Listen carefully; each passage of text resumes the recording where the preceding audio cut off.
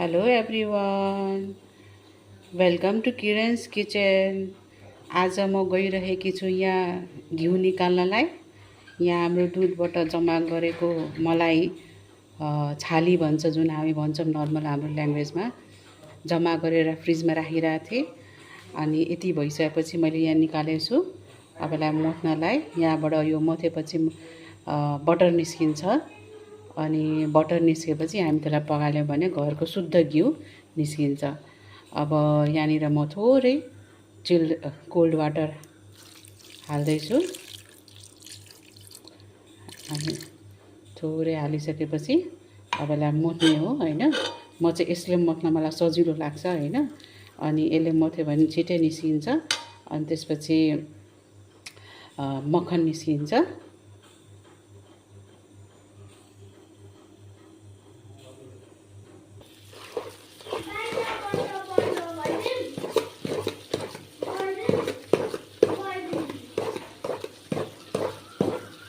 यहाँ हेर्नु राख्नु भएको छ म कसरी एउटै डाइरेक्सनमा मोथिराखेको छु। यो एउटै डाइरेक्सनमा मोट्दाखेरि मिक्सअप हुँदैन। छिट्टै बटर हाम्रो निस्किन थालिसक्यो। अलिकति यसमा पसिना आएपछि पानी छोड्छ।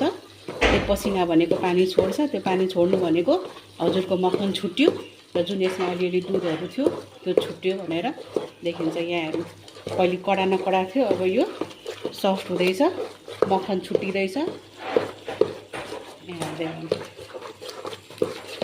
यहाँ अब अलि गिलो गिलो भइसक्यो यो।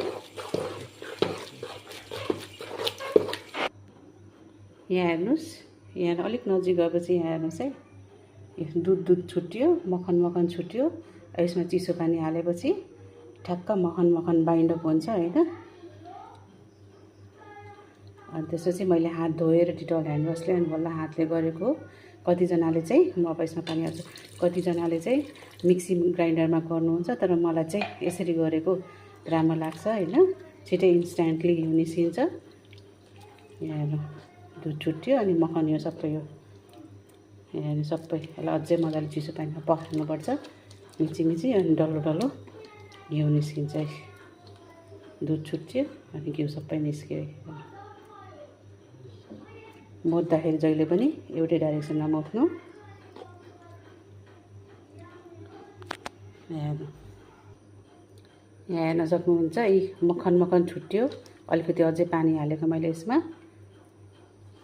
हेर्नु, मक्खन यहाँ सबै छुट्यो। डल्ला बन्न थाल्यो है। यो सबै मक्खनै एक दुईचोटि पखाल्नुपर्छ, चिसो पानी, नर्मल पानी जसले पनि हुन्छ। म चाहिँ धेरै जस्तो चिसो पानीले हाल्छु यसमा।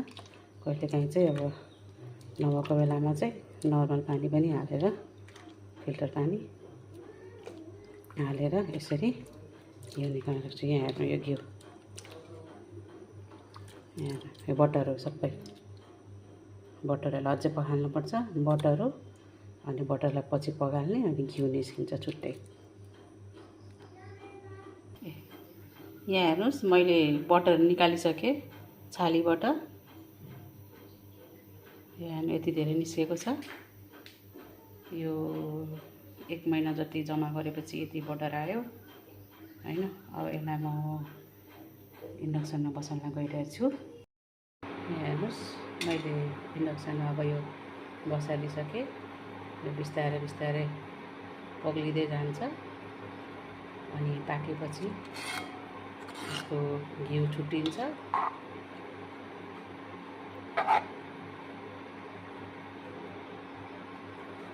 चाहिँ यसरी नै इन्स्ट्यान्टली घिउ निकाल्छु।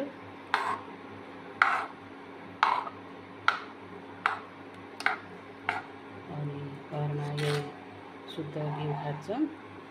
अब कहिलेकाहीँ चाहिँ घिउ यस्तो घरको ननिकालेको भएको बेलामा चाहिँ हामी यहाँ डिडिसीको पनि घिउ खाने गरेको छौँ, त्यो पनि राम्रो छ।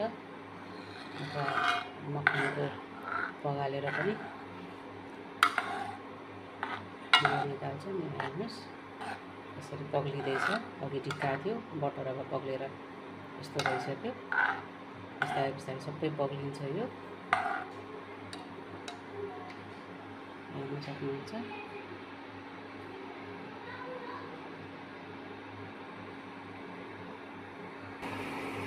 यहाँ हेर्नुहोस् त,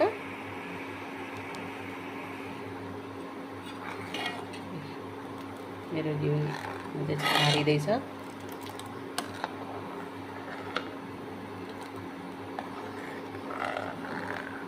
यसको जस्तो स्वाद त बजारमा किनेको घिउको त कहाँ हुन्छ। आफ्नो घरमा बनाएको खाना कस्तो टेस्टी, स्वादै कति मिठो।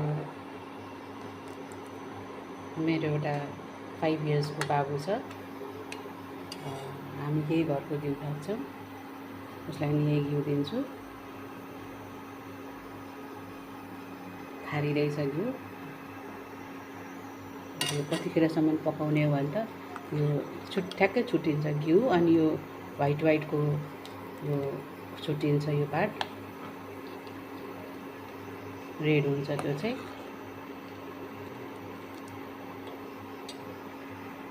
यहाँ चाहिँ मेरो घिउ हेर्नुहोस्,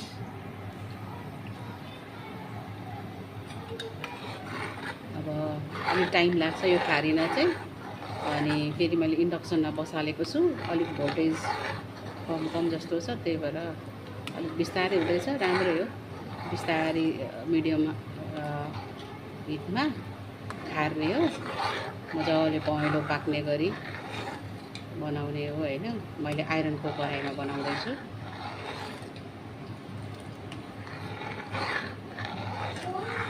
हेर्नु, हाम्रो घिउहरू छुट्टिन थालिसक्यो। अब यहाँ हेर्नुहोस्, अब मेरो यहाँ घिउ अलमोस्ट हुन लागिसक्यो। अब हेर्नुहोस्, घिउ पुरै के अरे पाकिसकेको छ। अब अलिअलि अझै बाँकी छ, त्यो पनि छिट्टै भइहाल्छ। हेर्नुहोस् त, कस्तो मजाले घिउ, यहाँ घरको घिउ आफ्नो। हामीले दुध पनि एकदमै गाईकै अगाडि नै त्यो दुहेर ल्याउने गरेको छ। अनि छाली पनि मोटो मोटो, कस्तो मिठो हुन्छ त्यो दुध पनि। अनि त्यो दुधको छाली पनि कस्तो बाक्लो हुन्छ। अनि घिउ पनि अब मैले चाहिँ यहाँ नभ्याएर 1 महिनापछि निकालेको, धेरै भएको थियो। तर 15 दिनमा निकाल्यो नि ठ्याक्क अलिअलि 1 पाउ जति चाहिँ घिउ निस्किहाल्छ। यहाँ हेर्न सक्नुहुन्छ हाम्रो घिउ।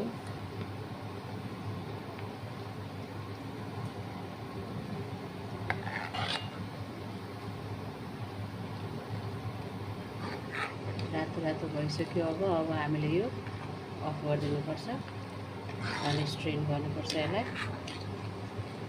रातो घिउ पहेँलो पुरै पाकिसक्यो, कस्तो मजाले। अनि तलको डाडी पनि रातो भइसक्यो। मैले यहाँ इन्डक्सन अफ गरिदिएँ, स्विच अफ गरिदिएँ। अब यहाँ म यसरी छानिहाल्छु।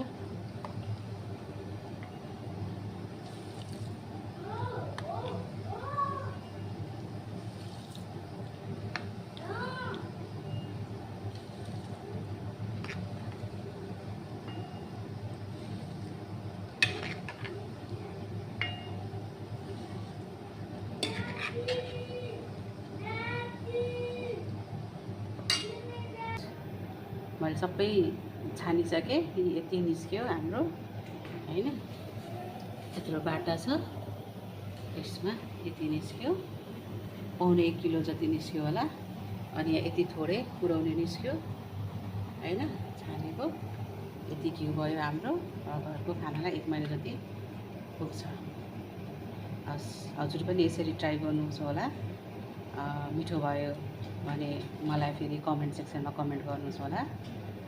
अनि प्लिज भिडियो मन पर्यो भने please like, share and subscribe. Thank you.